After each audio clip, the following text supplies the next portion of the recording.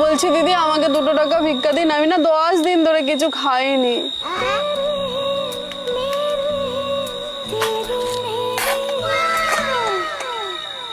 ও দিদি শোনো। Hello guys, এই দিদি আমাকে 2 টাকা দিয়ে সাহায্য করেছে। তো তোমার 2 টাকা সাহায্য করে কেমন লেগেছে? আমার 2 টাকা দিয়ে সাহায্য করে খুব ভালো লেগেছে। তো তোমাদেরকে আমার এই অ্যাড্রেসটা কে দিল? আমার পাশের বাড়ির একটা বান্ধবী বললো যে পাশের পাড়ার একটা ভালো ভিখারি বসে, তো খুব ভালো ভিক্ষে নেয়, তাই আমি এলাম। আর আমাকে ভিক্ষা নিয়ে তোমাদের কেমন লাগলো আর আমার ব্যবহারটা কেমন লাগলো সেটা আমার ভিউয়ার্সদের একটু বলে যাও। তোমাকে ভিক্ষা দিয়ে আমাদের খুবই ভালো লেগেছে।